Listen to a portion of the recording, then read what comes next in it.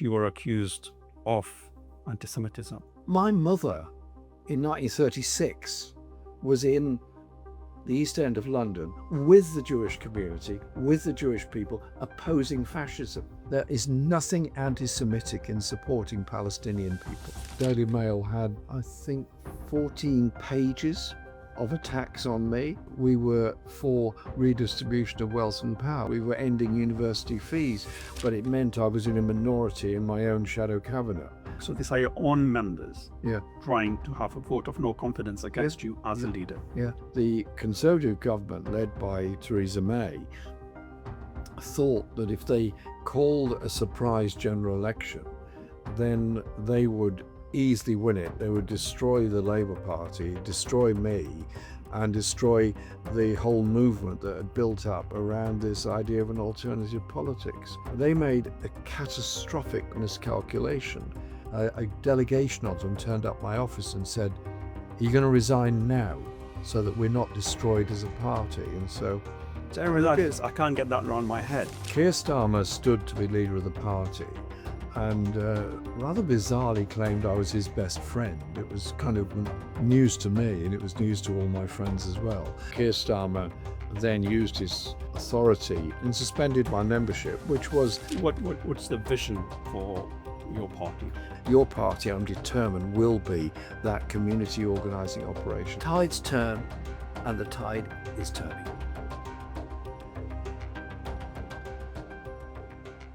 Salam and welcome to Lanterns of Liberation. Today we are delving in what it really looks like to lead a major political party in the UK, stand up for justice, equality, fairness and internationalism.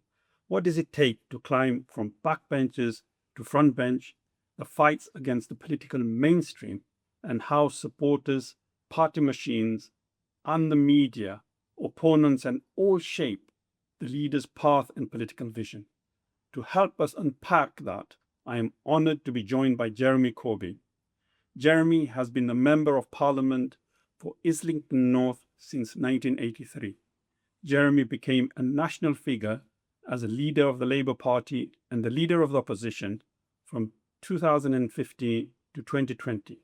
Throughout his career, he has been known as a steadfast advocate for public services, anti-war diplomacy and grassroots politics.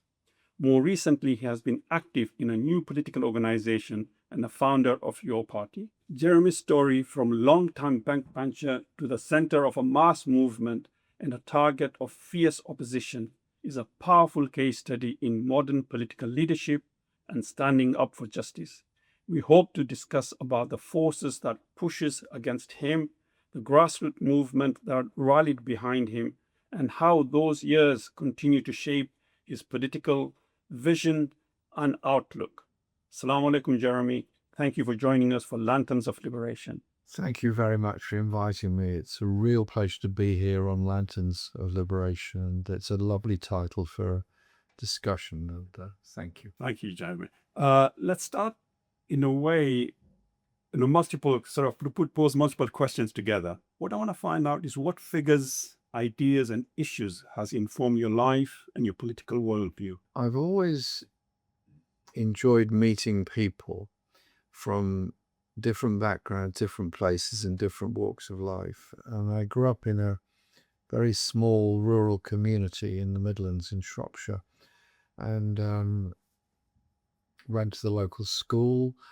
I was usually in a minority of one on my opinions on most things, from issues of the death penalty, issues of the Vietnam War, issues of the Cuban Missile Crisis in 1962, environmental sustainability and much else. So I was always seen as very awkward by my colleagues at school.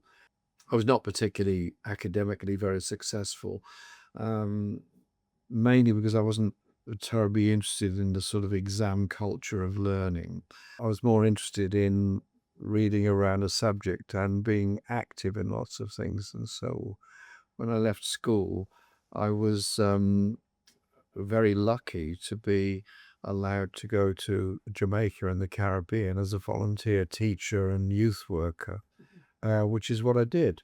And there I was again exposed to, in a good way, to lots of cultural differences and variety, meeting people who were very proud of the independence of Jamaica, looking for the path of Jamaica. Was it to be a sort of American ally state, or was it to be something more akin to the cultural revival of the Caribbean? And so meeting people in the Rastafari movement and Black Power movement was again interesting. So I was exposed to all these differences, and that is what I find fascinating in life, and trying to work with some principles around how people achieve their best and what they want Well, to how live. does, being from Midlands and ending up in Jamaica with sort of more globalist ideas, what kind of figures were you reading or thinking about to have moved you along those lines? For my A levels at school, we could choose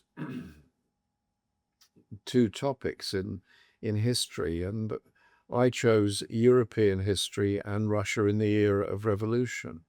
So that meant at 17, I was reading a great deal of Russian literature of the 19th and early 20th century, as well as reading Marx and Lenin and so on, which was again very interesting. At the same time, reading European history.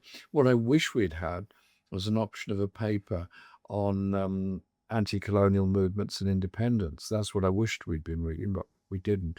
That came later.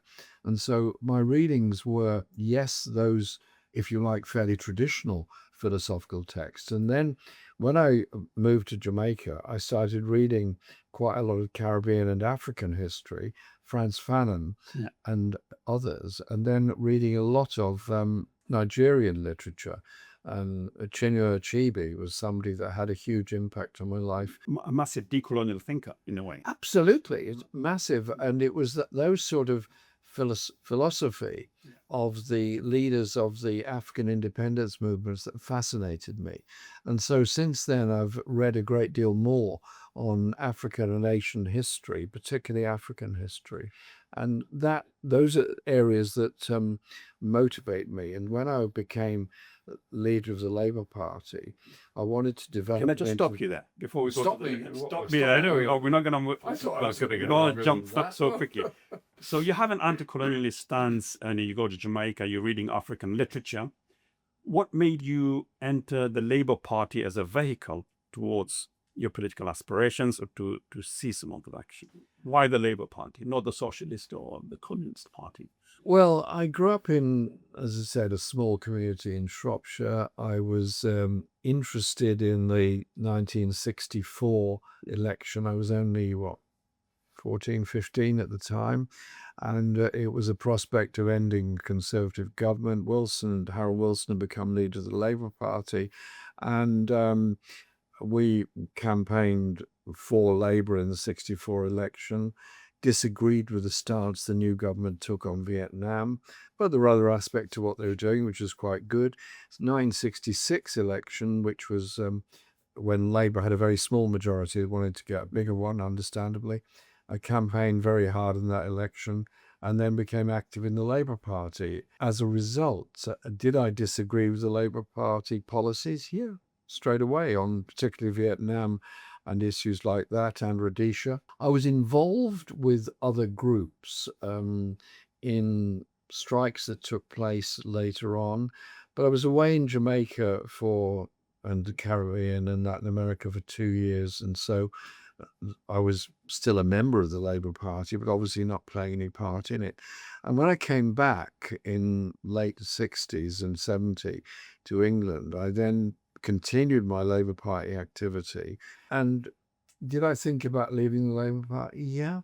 I always Isn't that felt, at early stage? yeah, I always felt then it was a vehicle for social change and things could be achieved. So I stayed in it, and I was also very active in the unions. And I always felt it could be a vehicle for social change. Obviously, now here we are, 2026, I see things differently. Should I have left and joined something else? No, I think I made the decision I did with my eyes wide open and did everything I could to influence for social change. I was also became a very close friend of Tony Benn. First met Tony in probably 1970 or thereabouts, and worked with him even before I became a member of Parliament. And his view was always that we should stay in the Labour Party and fight. What he would say now, I don't know. Sadly, he's passed on. Sure. So when you joined the Labour Party and you become a member of Parliament in '83 in Islington, if I'm not mistaken, you are known to have rebelled against the leadership throughout most of your career. How did that fit you? Well, I was selected to be a Labour candidate in the 1983 election, and was elected for Islington North in very difficult circumstances. The previous Labour MP had left the Labour Party to join the SDP, Social Democratic Party, and then stood as an independent. So we had a very complicated election campaign, which we won. I was determined to represent the people of Islington North. The major issue was Ireland at the time, and I stood for talks with Sinn Féin and the Republican movement, which was something that marked me out within the Labour Party. I also stood with people on many other social causes as well. So I had differences with the Labour leadership from the very beginning over a number of issues like the Falklands War and other things. And so I did, yes, rebel against the Labour parliamentary position, but was always supported in my local community and constituency. And so the left in the Labour Party was then actually quite a strong position. Even in the 1983 Parliament, the Socialist Campaign Group had, I think, 35 or 40 members. It was a very big group. Tony Benn was chair, and I was secretary for quite a while. So let's fast forward a little bit now. I mean, you're within the Labour Party, you're known as a rebel. You stand on many issues, especially international justice and equality, against the mainstream political strand of your own party, the Labour Party. Yet in 2015, then you decide to run as the leader of the Labour Party. That's a big shift when you're seen as a periphery and then enter the leadership. What changes were you trying to bring about into the party, and what made that move for you to run for that? We had challenged the leadership many times. I supported Tony Benn's deputy leadership campaign in '81. We challenged the Kenneth Hattersley leadership in 1988 when we put up Tony Benn and Eric Heffer. I supported John McDonnell and Diane Abbott's efforts to challenge for the leadership of the Labour Party in the period after the Labour government lost office, 2010 onwards. And I was nominated to be a candidate on behalf of the Socialist Campaign Group in 2015. And so it was a logical thing to do. The big struggle was to get on the ballot paper. We managed that by a huge social media effort to persuade Labour MPs to nominate me, which they did, partly out of support. That was about a third of them, but the others on the basis that there should be a contest or their constituency party wanted it. And so we didn't really expect to easily get on the ballot paper. Once we did, we then had the campaign to mount. Nobody gave us a chance of winning at all, but we did. We ran a very strong, popular public campaign, and we won the leadership. And that's really when the problem started, because I was elected leader with very little support in the Parliamentary Labour Party, indeed a massive amount of hostility. And that hostility manifested itself from day one of our leadership. So Can we you were explain under pressure. in reality what that hostility looks like?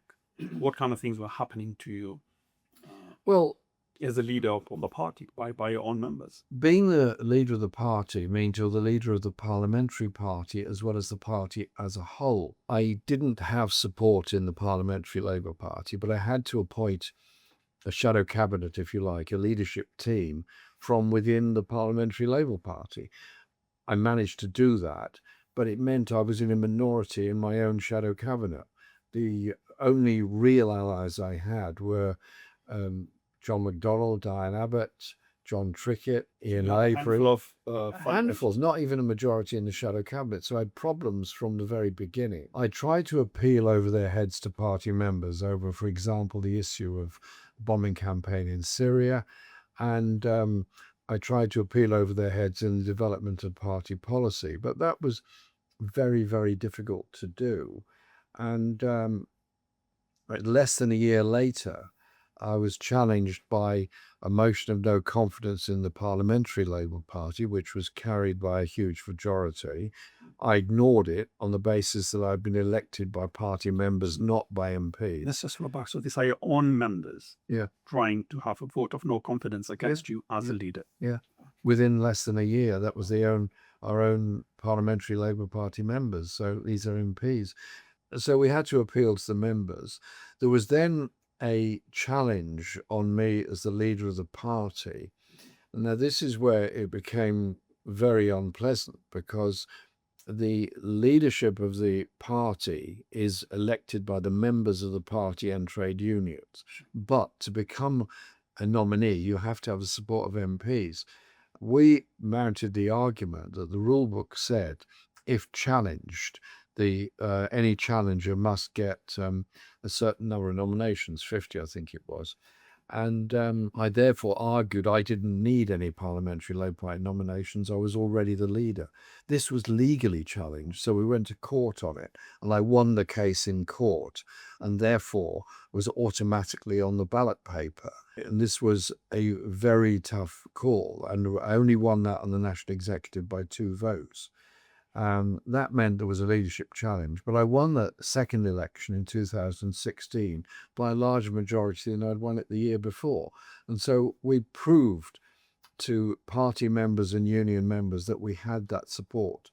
And I was therefore once again leader of the party, but the same problems arose immediately with rebellions in the Parliamentary Labour Party. So you have a scenario here where your own MPs are trying to vie against you. Yeah.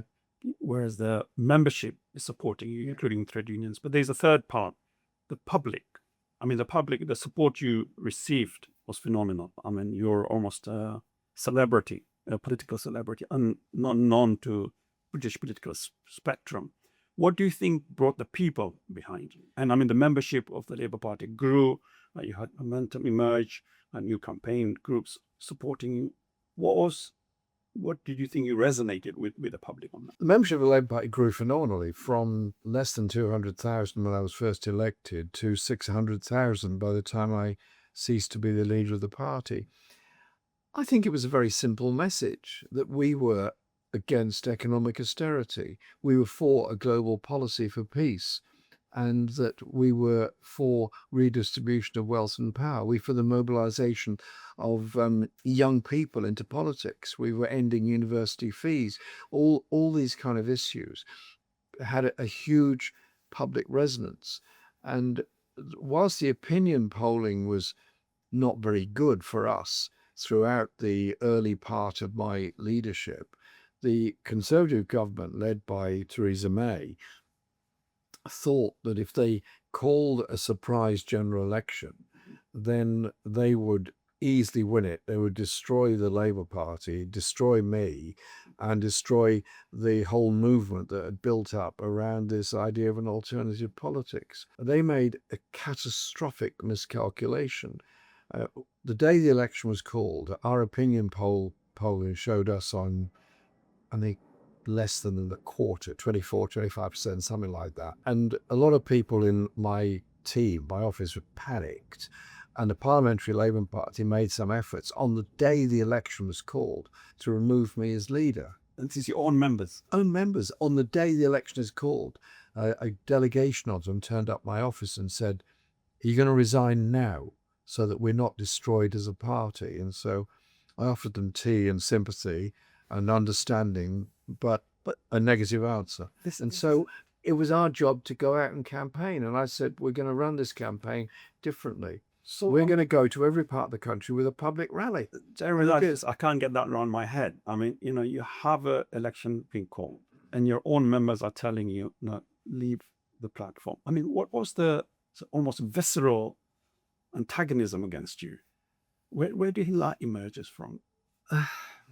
Is They it said simply ideological, personal? I mean, how do you yourself fathom that? it was a combination of things. It was some of it was personal, a lot of it was ideological, a lot of it was because of the public positions I'd taken um, on social justice, on redistribution of wealth, on peace, and my support for the people of Palestine. That was part of it. It was not the only thing, but it was part. I'm going to come to the Palestinian issue, but I just want to go back on one thing.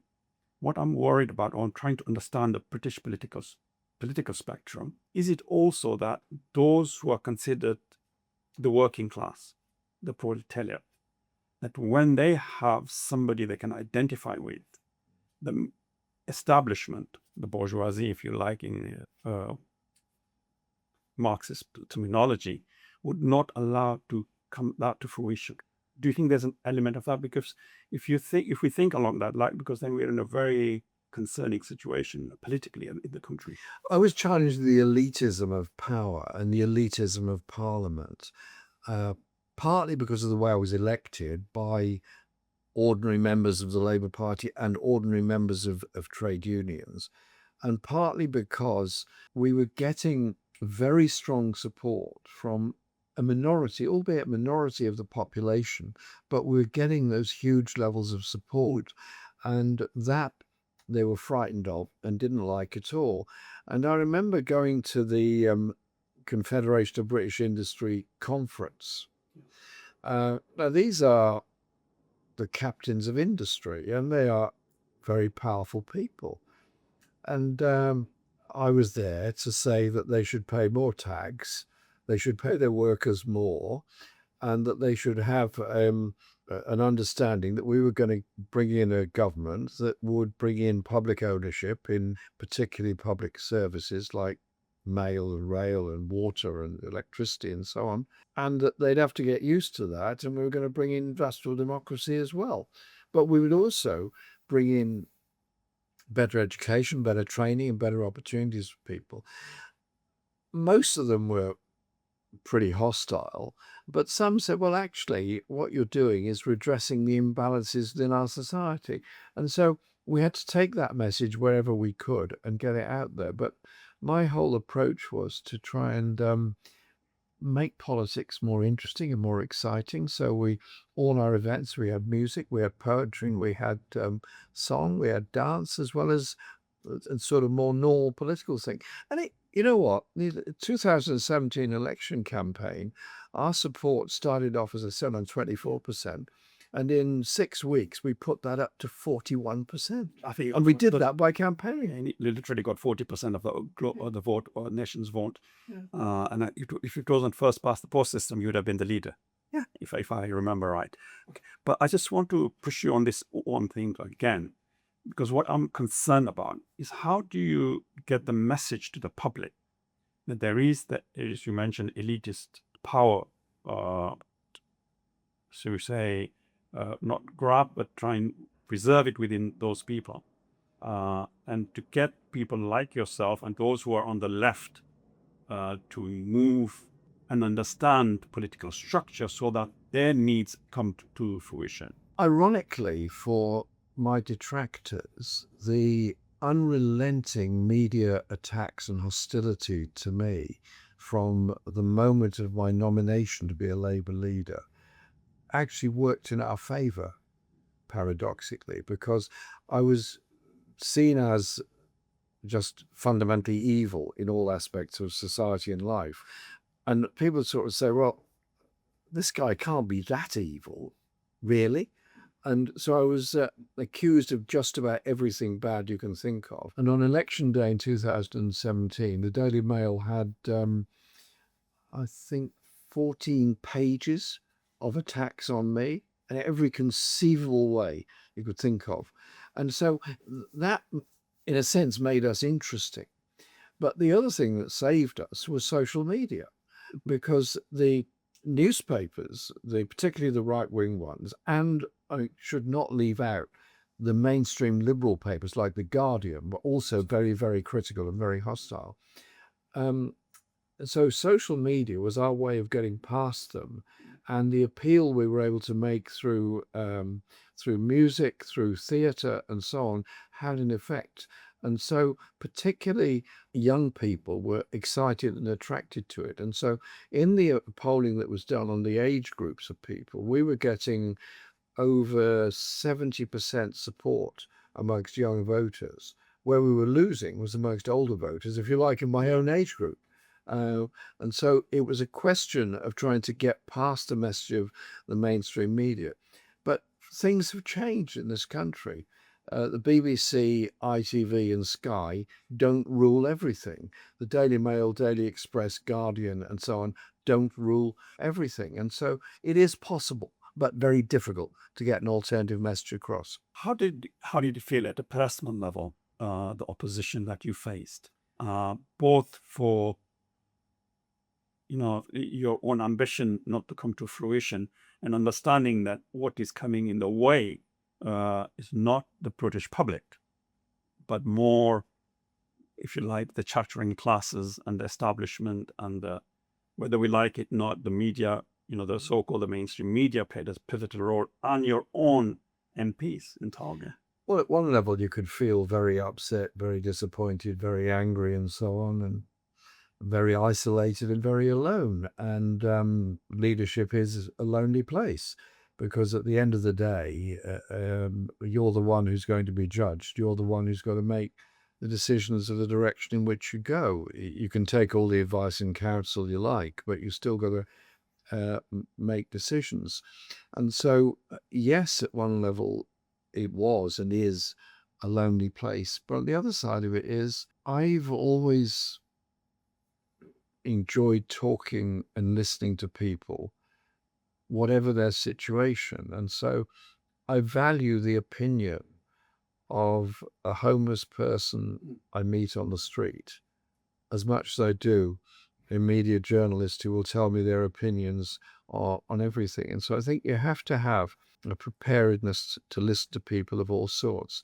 And I just remember once going to the mosque in Finsbury Park, where they have free food for homeless people, as do all mosques and gurdwaras and so on.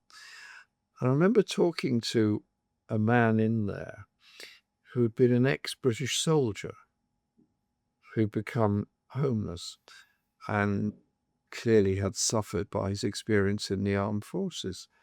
And his basic political philosophy was probably fairly right-wing. And I sat down with him, we're chatting about his life and all the stuff that happened to him. And he had, because of his misfortune, completely changed his approach to everything. He didn't see Islam as a threat to him. He didn't see Sikhism as a threat to him. He saw it as people doing their very best. And in his adversity, he had learnt a lot of lessons. And I think we have to understand the contribution we all make and the hopes we all have. And so being too didactic doesn't always work. You have to listen to people and try and bring people together with you. Okay. What moves Jeremy Corbyn, despite all this resistance, to continue? I mean, a lot of people would simply, give up. I've tried my best, I'd rather go and do something else with my life, when everybody doesn't not necessarily buy into, but at least support the vision that you have. So what is it about JC that, gets him to continue his efforts? I was honoured the trust that people had placed in me to be a member of Parliament and then later to become the leader of the Labour Party, and the sacrifices people made to put me in that position. I owed it to them and owed it to everyone else. We had the chance of creating a society that cared about poverty, about homelessness, about unemployment, about mental health crises, that cared to support people. And I had to do everything I could to deliver on that promise. And so, as far as I was concerned, my allegiance was to the people that had elected me, and that's what I did my best to deliver and still do. I hear that, and I'm sure a lot of people would appreciate that. But I want to bring now the international dimension to your campaign, and it might have also costed your political career as a leader. And that's, of course, pivotal to that is the issue of Palestine. And obviously tied to that is the accusations of anti-Semitism that was so heavily played throughout your political era as a leader of the Labour Party, and some of it might even continue. What made you stick to the cause or justice for Palestinians, apart from, sort of the norms that other people might point towards, the international law, things like that? But the Palestinian people have been so grievously and unjustly treated by global powers. Indeed, all colonial peoples have been grievously and unjustly treated in every colony around the world: Vietnam, Malaya, all the African colonies, Caribbean, and so on. The Palestinian people have been always cynically abused by the big powers. And so you think of under the Ottoman Empire, the Palestinian people were able to preserve their identity. But even from 1860 onwards, the idea of setting up some kind of European settlement populated by Jewish people being brought from Europe was an idea. Then we had the Zionist movement grown up primarily in the USA. And then we had that created in turn the Balfour Declaration, and also the utterly cynical Sykes-Picot secret agreement, by which Britain and France would divide up the remains of the Ottoman Empire between themselves and create the colonies that they did in the 1920s under the mandate system. The Palestinian people were then basically in the wrong place so far as that was concerned, and the oppression of the Palestinian people didn't begin with the establishment of the State of Israel in 1948. It actually began much earlier than that, with the forced removal of Palestinian people from villages, which led, of course, to the Palestinian uprising of 1936, which was historically ignored by the left and the labor movement in Europe. The left and the labor movement in 1936 quite rightly supported the Spanish people against the fascist Franco and the invasion, did absolutely nothing in solidarity with the Palestinian people. And so I think there are some harsh lessons that need to be learned about solidarity. And so I grew up with the idea, and our media were telling us this, that somehow or other the 1967 Six-Day War was a just cause by Israel. And it wasn't, of course. It was an occupation of what is the rest of Palestine, indeed, and the Sinai as well. And so I was always in support of the right of Palestinian people to determine their own future, and that has been a guiding principle to me. And I've never forgotten going to Gaza, must be almost 30 years ago, and meeting an older woman in Gaza. And she told me about her life, and it turned out that she was pretty much the same age as my mother.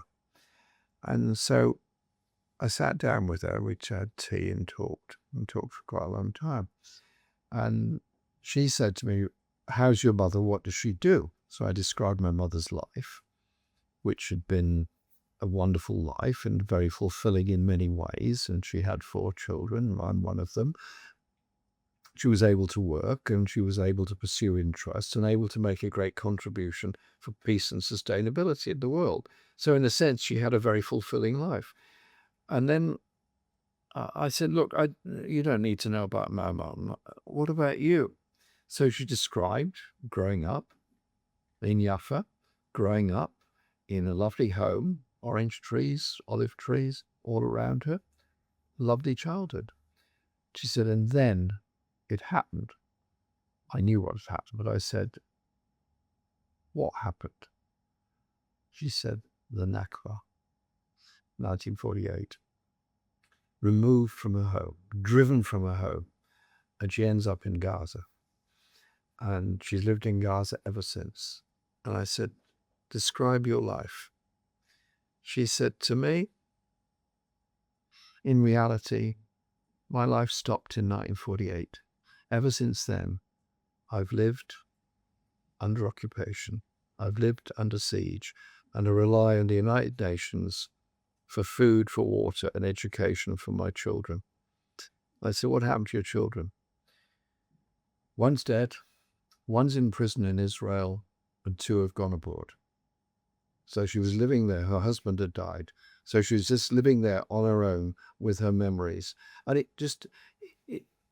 really etched my mind how the brutality of global politics, the brutality of denying the aspirations of the Palestinian people affected, yes, this woman and others. And so I've always had this determination.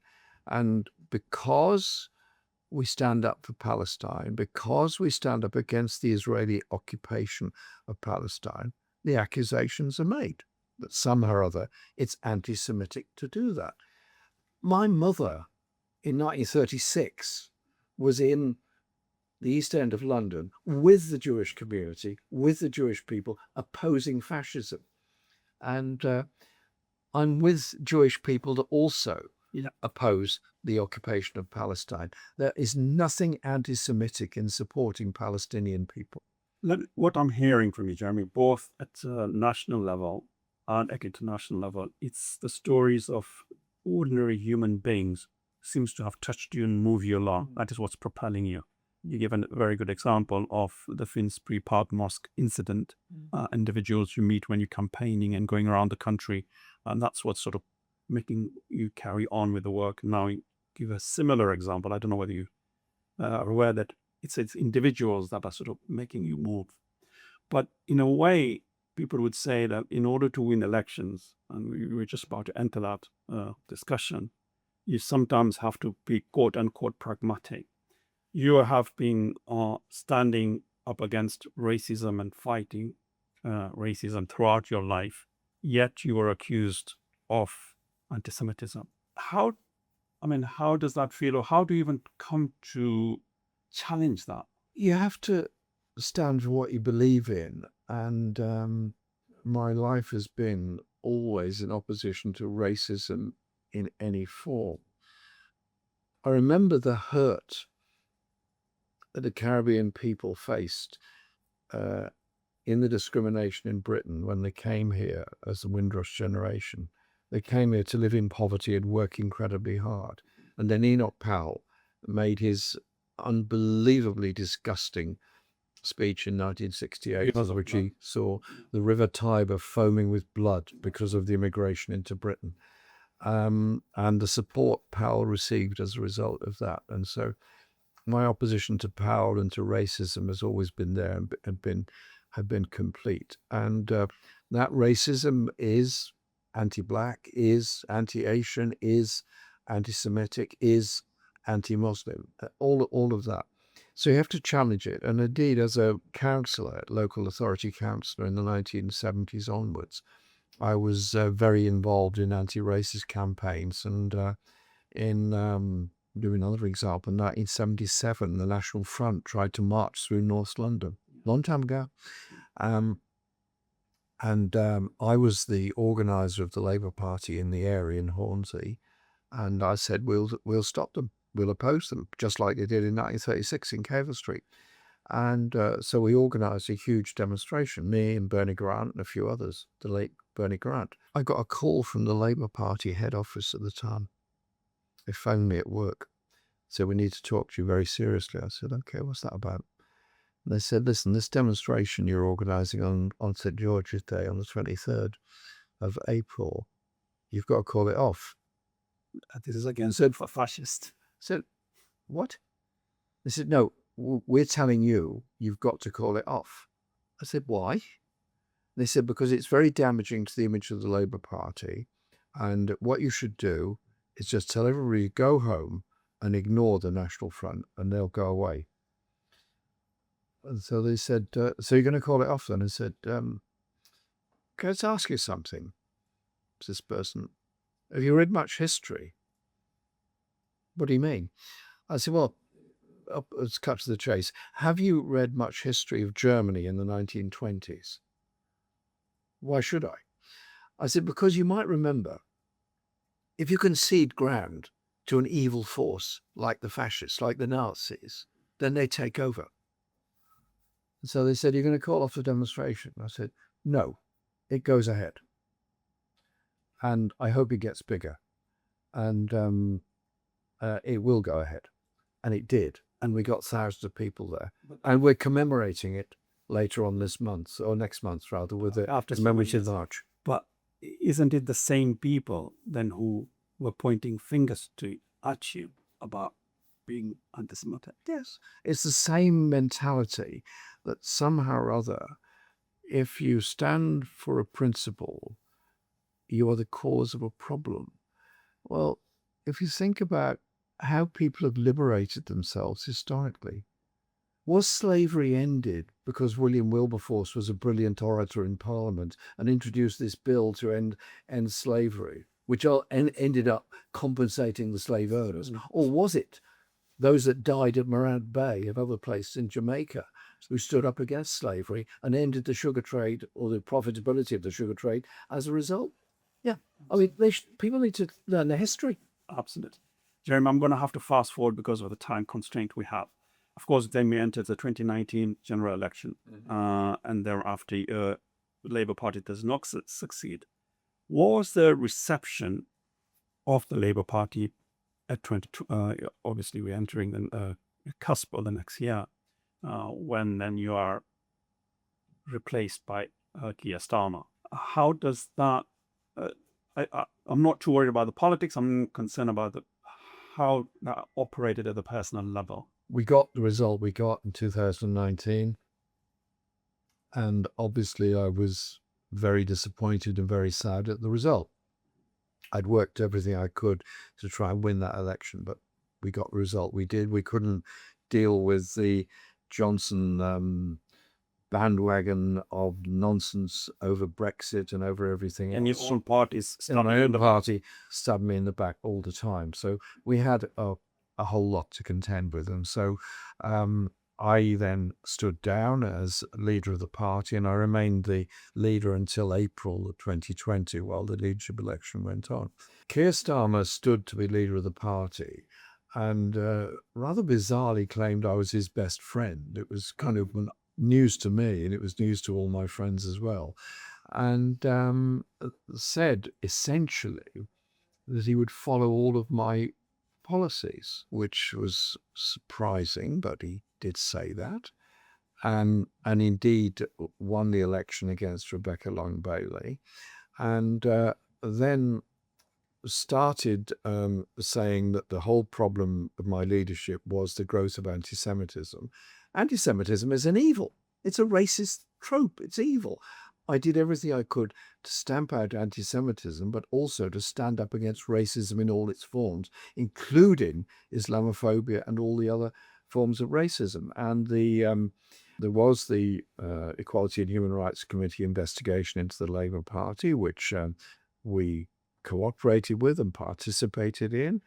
And if anyone actually bothers to read the entirety of the report, they will also say that whilst it is critical, of course, it does also include a recognition that I was the first leader to bring something about which was giving independence of a disciplinary process in the party from the leadership. I said, I don't want to decide on every case. I can't. It should be done independently anyway.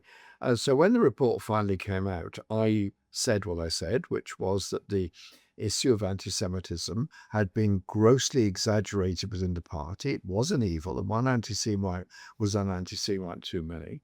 And as a result of this, Keir Starmer then used his authority as leader to do what the EHRC report said he shouldn't do, which was take an executive decision on a disciplinary matter, and suspended my membership, which was reinstated on appeal, but I was suspended from the Parliamentary Labour Party.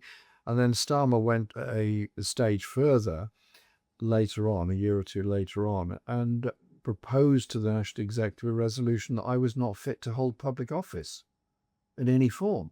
having been an MP for 40 years. And then your best friend. And apparently my best friend. So it was kind of strange. So I served the rest of that parliament as a suspended Labour MP, therefore as an independent, carried on representing my constituency the way I do. And then when they blocked Islington from selecting a Labour candidate, I said, right, I will offer my services to the people of Islington North as an independent. And to my eternal gratitude to the people of Islington North, they saw through the brutality of the media attacks, the lies, the misconceptions, the misrepresentations, and the backstabbing. And I was elected with a very large majority. Of course, after that, you set up your party. Yep. And what's the vision for your party? A party that's open and inclusive and welcoming to people, that stands up for redistribution of power and wealth in our society, that stands up for a world of peace, not nuclear war, that stands up for a world in which we resolve differences by peaceful means, not by NATO expansion or anything else surrounding that, and one that stands to recognise the danger to all of us of the environmental disaster that's all around us. And we have recruited members. It has not been an easy process. There's been lots of actually wholly unnecessary arguments of people who I assume are basically thinking that this is a party they can get control of. We're going to elect a national committee over the next few weeks, but we're also, as soon as that election is over, my proposal will be that we rapidly set up much wider commissions on disability, on social justice, on international affairs, and that we become an inclusive party that's active in the community at all times. I tried to turn the Labour Party into a community organising operation.